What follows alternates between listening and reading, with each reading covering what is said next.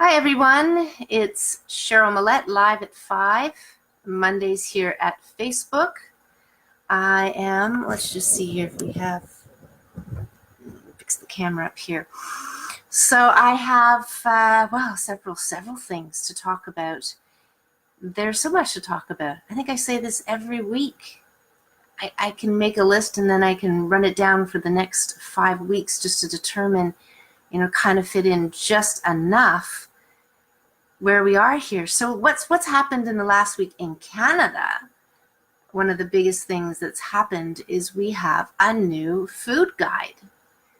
Now, what's interesting about the food guide, having done an analysis on it for, let's say, Olympic coaches and so forth in the past, it would be quite difficult in such a, one vision picture to actually capture where everybody would be wanting to eat or prefer to eat, or culturally where they can eat. But I think they did a pretty good job.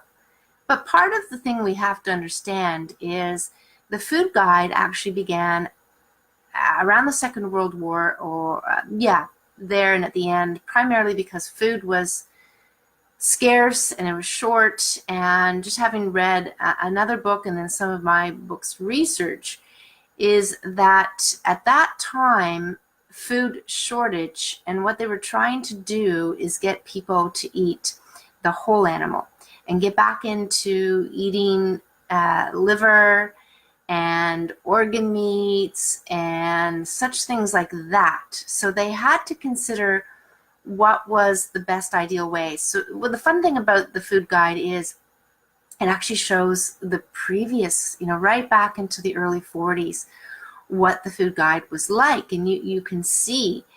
And in this case, if you look at the first picture, I don't know how many people here have actually gone on and looked or saw some kind of news where it said, we have this new Canada's food guide, and it's been a handful of years hello everyone, since this food guide, or Canada's food guide, had been revised. And it's been a lot of years here where a number of even practitioners like myself and others have known that the previous one was not great. It had a lot of things that needed to be considered, and primarily the dietitians, not myself, but be it holistic nutrition for myself, has to follow the food guide. Like, that's been part of their thing. And I'm definitely gonna say I have not had a chance to go through it with a fine-tooth comb by far. And there's certainly some foods there in the picture that I won't go near, tofu being one. I don't like the idea of, taking something that's cheap and then, making it out to be something else and using flavors and all of those things. That's just my personal preference. And everybody's going to be, working with it differently.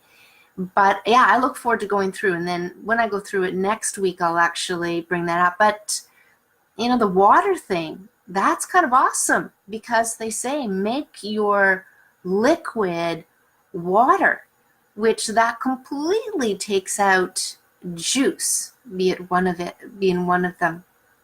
And some other processed liquids like milk is another highly processed liquid. Pop, not that they kind of included that in, but they did at one point include, orange juice as one of your fruits. But it would spike up the sugar. As we know, when people have low blood sugar, orange juice was one of the things to take. But again, it's processed, it's pasteurized, and this is all to do with safety and shelf stable. And we don't want bacteria growing in there, because we have to understand this is not fresh. We don't have it fresh. We have it sitting in some place. We have it transporting miles, in this case, maybe Florida or California, to do with oranges.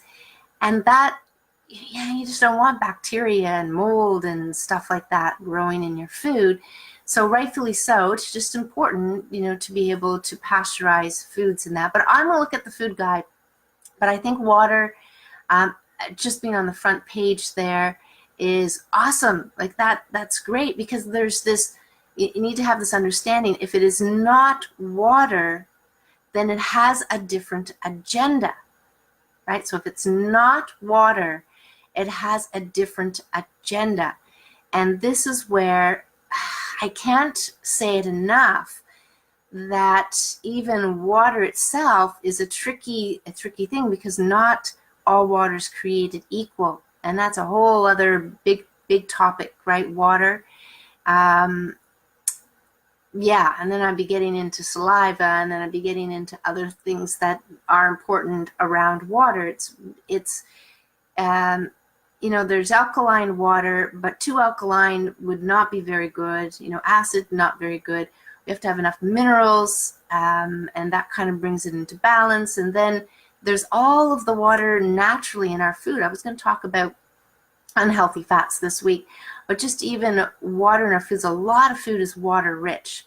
Now, the one that's not water rich will make sense for some of us is peanut butter. It's highly fat. It's like you go, I don't suggest anybody try this, but if you were ever to swallow a you know, spoonful of peanut butter, I mean, if it gets stuck in your throat, wow, if you feel very uncomfortable, because try to get that down with a bunch of water. But water, absolutely, you can consume enough of it and need to consume enough of it. I've already kind of figured out a couple of other things on how to get water other than the food and other than just drinking glasses of water. And I kind of put that in my book. It's a lot more detailed there. But let's get into fats, because I promised I would talk about that, and it is one of my specialties.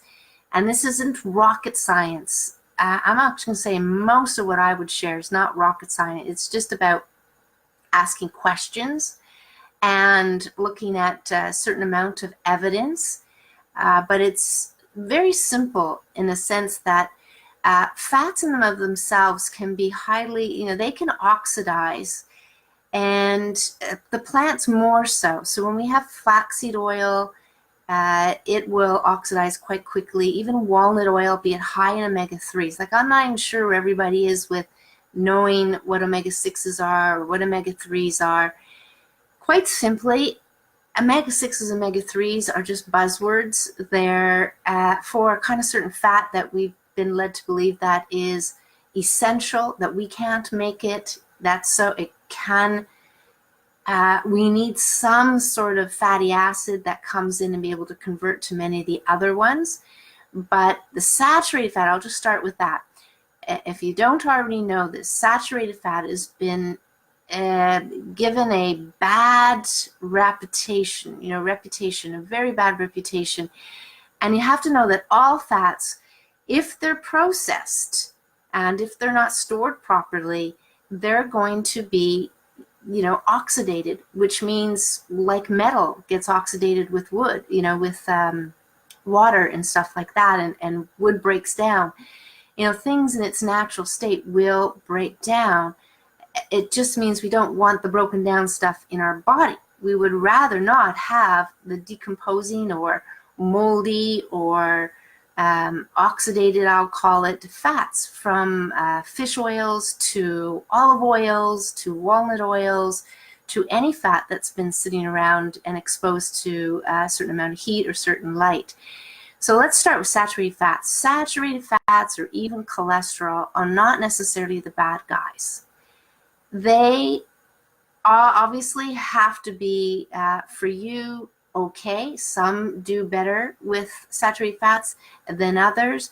Can they be, because this is going to be part of the food guide, if they start hammering down on saturated fats, then I'm already going to tell you that a certain amount of natural saturated fats aren't going to be a bad thing. It's in olive oil. It's in the seal oil that I sell. It's in nuts. So not any one food out there has kind of one kind of fat. They may be skewed to a certain kind of fat, like olive oil will be touted as monounsaturated fat. And it's between saturated and the polys.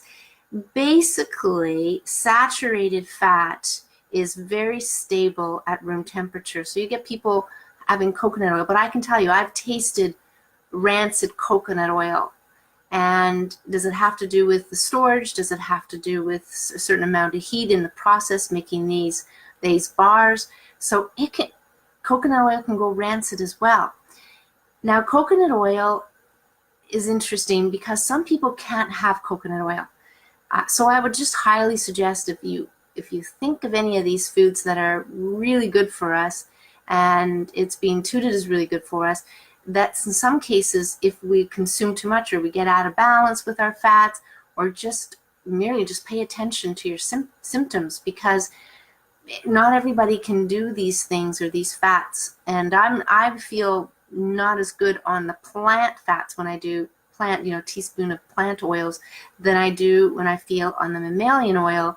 And they're like night and day for me, completely like night and day. So it is important for you just to pay attention, because cold pressed coconut oil has a lot of literature on it and shows a lot of benefits. And especially if people are, what I will say, deficient in fatty acids, you may notice a huge difference in taking more olive oil or taking more coconut oil, or even taking, the seal oil. The only reason why I say seal oil so much is because the fish oil, most of the fish oil out there is fish. It oxidizes quite quickly. I mean, we know that just from fishy smell. So fish oil is highly susceptible to oxidation. The fish oil has been refined, bleached, and deodorized, no different than vegetable oil. So the canola, the sunflower, the organic sunflower, it doesn't really matter. If you're buying an oil or buying some product and it says, canola oil or organic canola oil or sunflower oil or rapeseed oil or all these different things, then that's all refined, bleached, and deodorized. Quite frankly, if it says olive oil, most likely it is also refined, cheap, and is it really olive oil? Now, that whole thing about olive oil is, quite frankly, and I mentioned this before, another one, is that there is, now don't quote me on the actual amount here, but 8 million tons of olive oil is used in the world. So that's somewhere, some stat, some recording of how much is sold. But there's actually only 3 million tons. So 8 to 3 that is actually authentic, good for you olive oil that hasn't been put, I think it's chlorophyll. Yes, chlorophyll. Because if you add chlorophyll to a white oil, it will look more green. So that's one of the things that can happen for the olive oil in a way. And that's not healthy because that will, again, be oxidized, it's highly processed, and it's not what you want. You don't want the refined, bleached, deodorized vegetable oils in your diet. Most of the food, I mean, this is the challenge for people to kind of switch out of it, is quite often you're going to have to give up the nacho chips, the chips, most of the breads, the pastas, crackers. Mary's Crackers is the only one that I know that doesn't have the oils. Recently, I was trying to buy some hummus, and all the hummus that was in the store, not mentioning any stores, all had canola oil in it. Some will say it's the lubricant of the food industry. It does make things spread better. Fat used to be for taste, that kind of thing as well. Although if you ever taste canola oil, one of these big jugs of vegetable oil that you put in your cupboard that will stay there for, I don't know how long a coon lives, but for a very long time. Try tasting it on its own instead of putting it in the pan to cook with. So fats in itself, could talk about it for hours, but the idea is to consume really healthy fats, not processed. Cold press is probably going to be better. Try to get the authentic stuff when it comes to olive oil. And when it comes to polyunsaturated fats, I would say consume the whole foods. If you like walnuts, instead of buying walnut oil, actually buy the walnuts and eat the walnuts. Chia, flax, my understanding is they oxidize quite quickly, and I know people are using them in their foods and they're letting them sit, but some of these seeds actually have irritants in them. But so just notice if you're moving towards certain seeds and certain things like that, understand how you're preparing. If it's pumpkin seed, you just do pumpkin seeds, that's one thing. But just understand how you feel. That will be the easiest. Therapeutically, definitely seal oil by far when it comes to essential fatty acids seems to be the most effective over fish and krill and a number of those. Is it highly stable naturally? Yep, doesn't even have to put in the fridge. Has the Inuit and many northern and even South Africa and stuff have been consuming blubbers, marine mammal blubbers? Yep, very stable, and in some cases naturally toxic free, so we don't have to worry about cold pressing something, in a sense that's done. It can be done that way because you don't have to think about, you don't have to think about the toxins. And that's one of the things about fats that you have to understand, is that fats are different than protein, water, those kind of things, water soluble.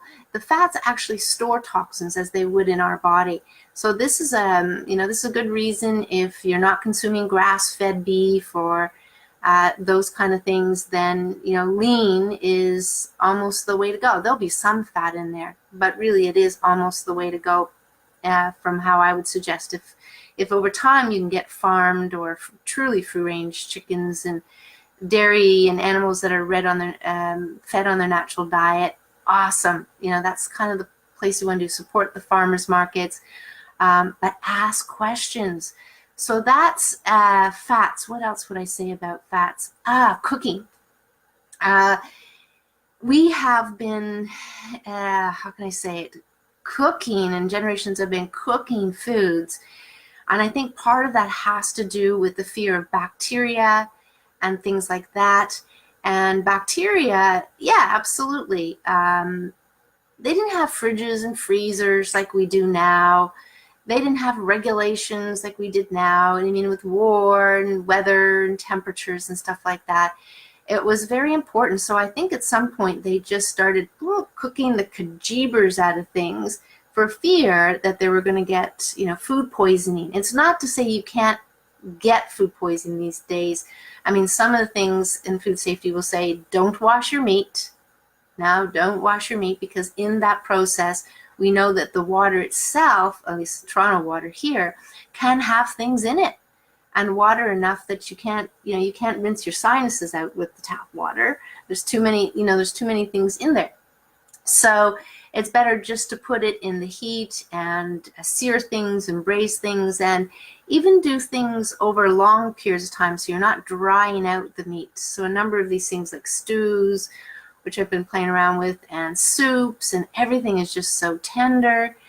But the idea is that when we use fats to cook, like, so not that case, stews, you don't really have to use fat, you don't have to do those kind of things, is we tend to have the heat up too high, and that burns the fat. So anywhere we take fats, oils, even butter, coconut oil, olive oil, anywhere it starts going brown, when we're brown, so it's almost like getting out of this habit of browning things.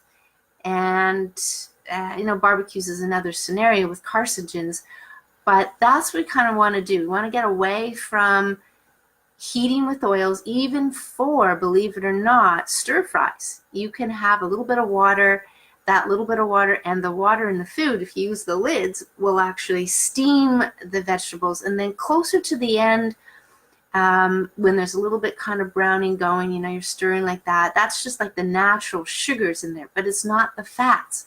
So I would just highly recommend to observe what you're doing with your foods, that the turning up to, medium, high, heating up the butter. I mean, this is where we're getting away from fried foods and deep fried foods.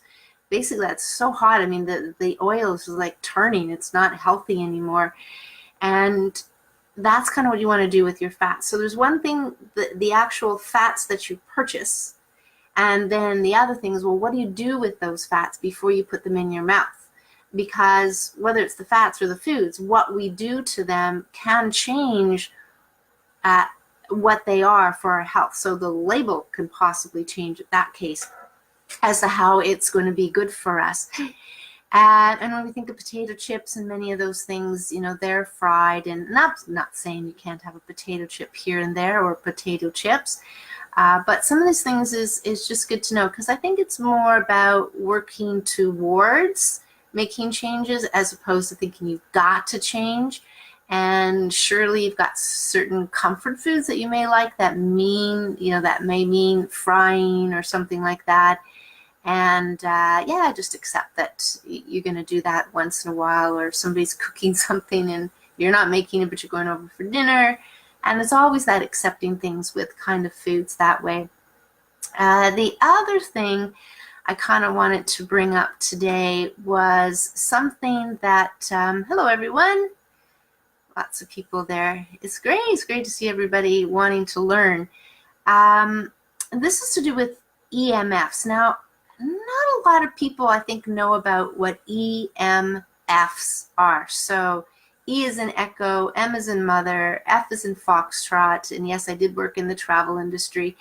So EMFs are these electromagnetic frequencies. Now, I'm not an expert, but there surely seems to be a lot of experts over, I'm going to say, maybe a decade or two, be it Israel or be it Europe or Canada or the USA, where they can show that these frequencies that are coming from our cell phones, from, you know, the vacuum even, you know, kind of like electrical things. Now, some people have been aware of to the point where they recognize, because of people that they know, that they have too much of this in their bedroom. And that's really what I'd like to focus on today is computers, phones turned on near the head.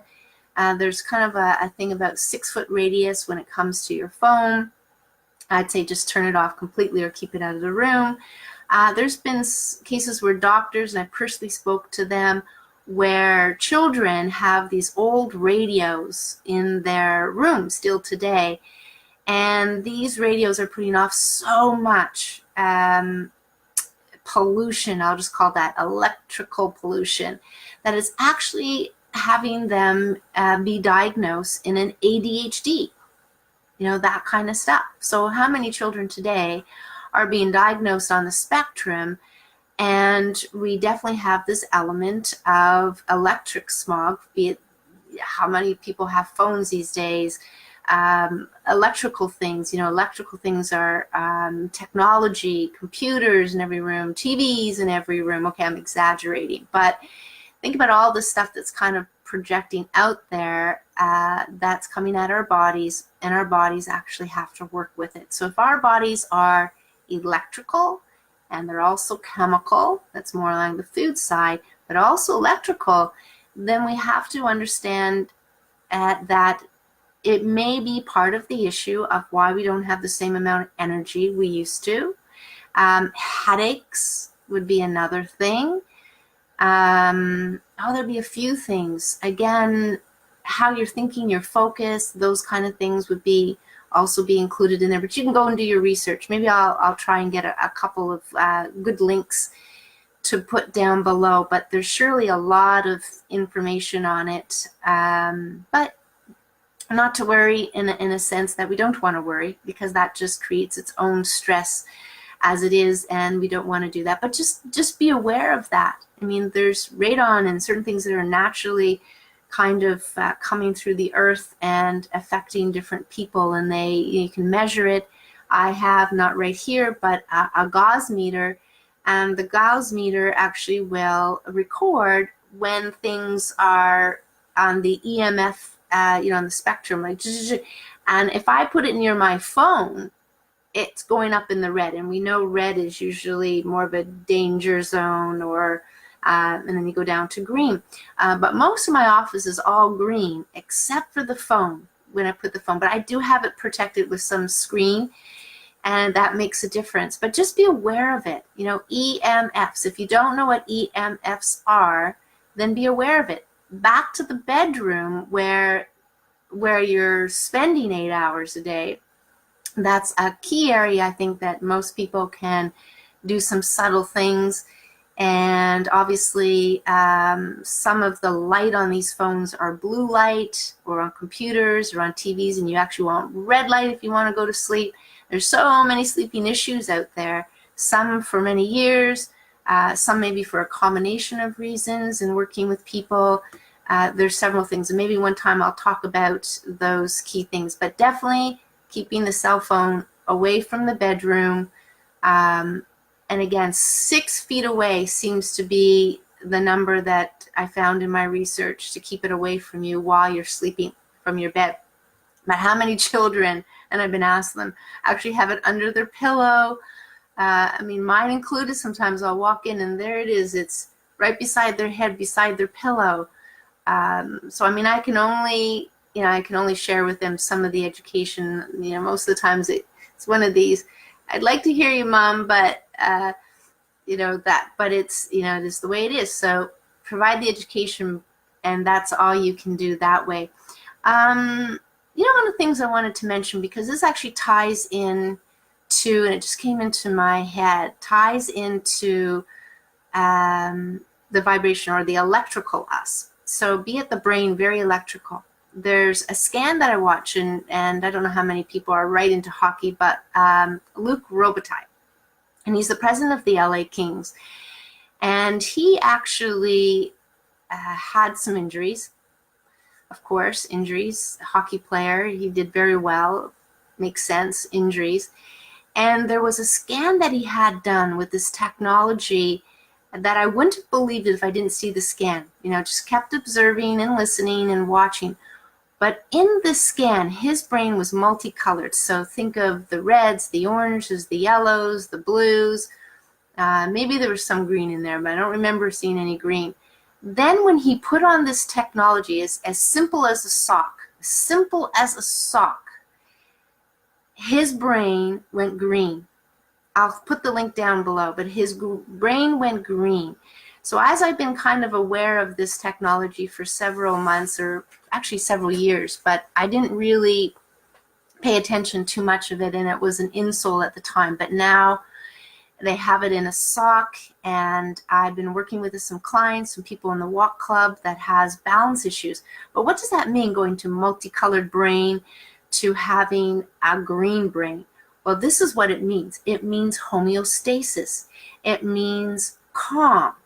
It means balance. And so for those people that have balance issues, I didn't realize how many people had balance issues, but a lot of people have balance issues.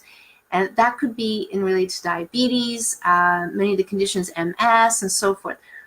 When Luke put on those socks with the technology, which just hits the palm, let's say the palm of the foot, his brain went to this, from this multicolored thing to this green. So here's a tool, people, that because we have EMFs, and yes, we're not paying attention, putting screens in our rooms, our houses, things are set up, but you're also used to using a lot of electronics and stuff, that these socks might be very helpful. I'll put a link below to Luke's video. I felt it very encouraging because it doesn't get at the root cause, right? I mean, get rid of electronics, be able to calm, relax, meditate, the body, change the brain to green that way. But where people have a hectic lifestyle, and they're go, go, go, go, and that's not possible to stay in homeostasis, these socks might be the choice, the tool for now. Other things can be worked on as well over time. So that's what I wanted to mention about that. And let's see if I had anything here. Oh, yeah, kind of was going to talk about it, but not kind of going to talk about it. It's one of those things where it's not even to do with science exactly. It's more to do with thoughts and attitudes. And I have no idea. I have to really confess here, for what little information I have looked at, I have no idea what this non-gender thing is. seriously, I have no idea who made this up. What is this about? And maybe somebody can enlighten me here. I have no issue with, people feeling that they need to be this or need to be that. But when I saw Celine Dion's commercial about the clothing, and the clothing, okay, wasn't pink or blue. Okay, men wear pink, blue, and we're all kind of working, through that. But when I saw the clothing with skeletons on it, and not skeleton, but cross and bones and heads and stuff, and I'm going, what the heck? In Irish, they say feck. What the feck is that? I have no idea. So I'm kind of like going, well, I'm kind of okay that, we're working towards figuring out many other things. And again, I don't know if it has to do with equality. I can't imagine as everything just to do with the clothing in the fashion industry. We can surely accept, we've had unisex around for a long time.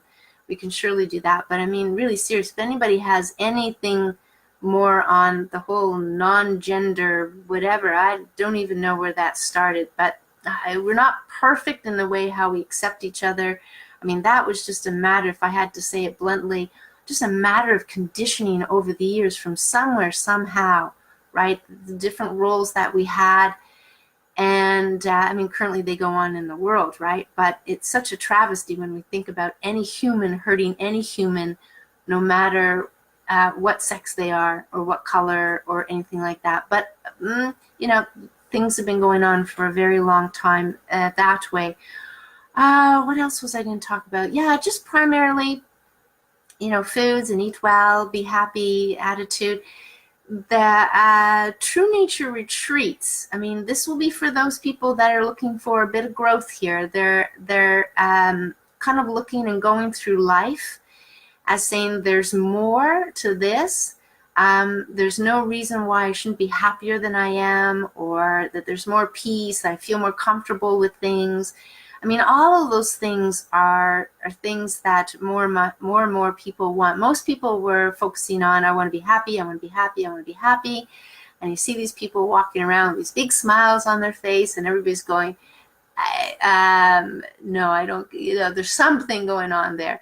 But peace is how I would say more. So just being able to relate, to communicate, to have social, to have friends, all of those things, just feel part of the family or part of the community, and feel at peace, feel like you can, do the things, hobbies, enjoy yourself, be creative, create, those kind of things. And that's kind of wrapped up into the True Nature retreats. That way, I won't go into too much detail because I don't really want to kind of divulge some of the exercises that we're going to do, but it is for everyone. But mostly for everybody who's kind of open to understanding, yeah, I'm ready to understand if there's more to me being at peace with the people around me, with what I'm doing, with where I am and what I've taken so far, and a great opportunity to ask questions, because I'm there for the whole weekend, and that will be a great opportunity. I look forward to that part of it, where just people can ask any questions outside of the activities that are planned. But I'll put that link below. And I think the only other thing I kind of can mention, as I'm kind of rambling on here, is this is important for all of us. So it's not just what I'm going to talk about as to what I'm doing, but important for people to get away from the usual, their home, their space that they're very comfortable in. Go away someplace. If it's a few days, well, that's better than one day. If it's a week, even better. If every so often it can be 2 weeks or 3 weeks, even better. But those are kind of things, is actually to take yourself out of your comfort, out of your day-to-day, because you have habits, you have routines, it reminds you of things, and just to go someplace out of that. Now, that's part of what I'm doing with the Ireland hiking holidays, is a couple of weeks. In this case, it's 10 days, but a lot of people are staying away for a week or so, or staying there for an extra day or two. But the idea is to get away and to be in an environment that's new. It allows you to think about things. It gives you that break. You don't have the dishes to think about. You don't have all that stuff to think about. So I just wanted to encourage people to do that. I think that's why people like fishing. I mean, I like fishing. I love fishing.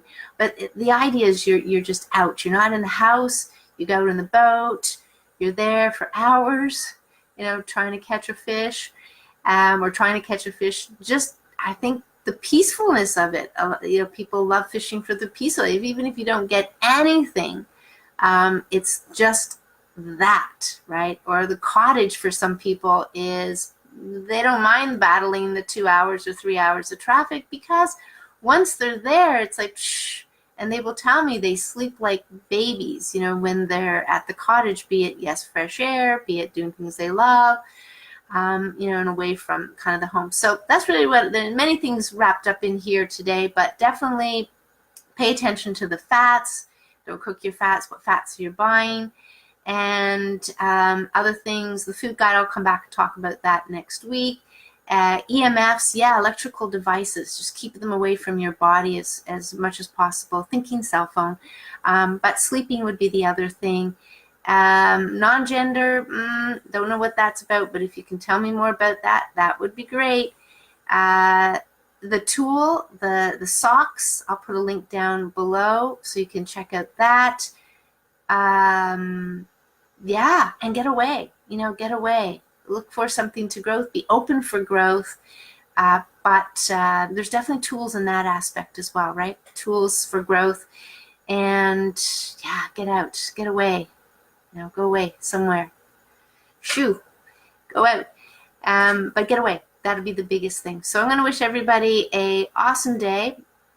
I want to thank everybody for coming on. This is a lot of information today. And again, I think there's just so much information out there. I don't even know how half the people can discern what they're reading. Is this good for me? Isn't this good for me? Should I do this or not? Maybe I should talk a little bit about that another time. But welcome questions. Absolutely. Put your questions here. Post questions when I'm here. I can't always see everybody's name. When there's enough people on here, I can't always see if there's questions. So sometimes I don't see them to afterwards for that reason. I can't see everybody here if there's a lot of people, but thanks for coming on. Best of health, and we will see you next Monday live at 5 here. And just some of these, they're all the videos are moved over to YouTube as a good way to see the past ones. Try to title them accordingly, but keep on learning, keep on questioning. I'll always say that. Keep on questioning. Any questions, if I can be of any help, let me know. That's what I'm here for. And I love to pass the reasons why and understanding. So take care, everyone. Have a great week. Good to see everybody. Joyce and Paul and Bob and Daniel and Laurent, Anthony, Uncle. Yes, there's my uncle on here and my cousin. Take care, everyone. Bye. Have a great week.